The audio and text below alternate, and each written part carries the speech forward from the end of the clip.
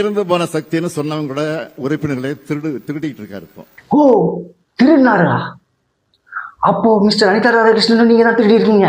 அப்போ மிஸ்டர் சேகர் பாபு நீங்க தான் திருடி இருக்கீங்க. இப்ப லேட்டஸ்ட் ஓபிஎஸ் அவரு நீங்க தான் திருடி இருக்கீங்க.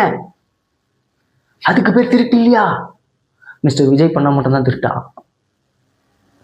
நல்லா இருக்கு சார். ஒரு 4 வீடியோவா சொல்லல, நீங்க ஒண்ணு சொல்ல வேண்டியதா இருக்கு. உங்களுக்கு வந்தா இந்த பக்கம் வந்தா தக்காளி செடியை புடிங்கிட்டே இருக்க வேண்டியதா இருக்கு சார்.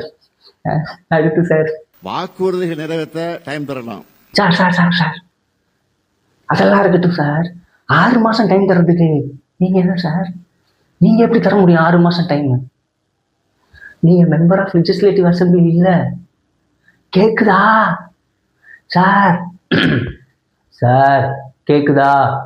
நீங்க மெம்பர் ஆஃப் லெஜிஸ்லேட்டிவ் அசம்பிளி இல்ல, மக்கள் பிரதிநிதி இல்ல. எங்க எங்க எங்க எதிர்கட்சி தலைவர் மாண்புமிகு உதய அண்ணாவை வர சொல்லுங்க சார். அவரு ஒன்னா 6 மாசம் டைம் தரட்டும் சார், பார்க்கலாம். நீங்க ஏன் சார் டைம் தரீங்க சார்? நீங்க ரெஸ்ட் எடுங்க சார். நீங்க ரெஸ்ட் எடுங்க, நிம்மதியா உட்காருங்க. அந்த 10,000 ரூபாவை செலவு பண்றதுக்கான யோசனைகளை போடுங்க.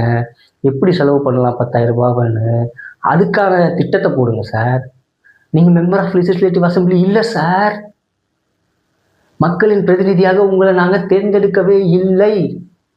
கொளத்தூர் மக்கள், அறிவார்ந்த கொளத்தூர் மக்கள், அறிவார்ந்த கொளத்தூர் மக்கள் உங்களை தேர்ந்தெடுக்கவில்லை. எதா இருந்தாலும் உங்க ஓனர் எதிர்கட்சி தலைவர் எம்பி உதய அண்ணா வர சொல்லுங்க சார். நீங்க உங்களுக்கு இதுக்கெல்லாம் ஆன்சரே கிடையாது சார்.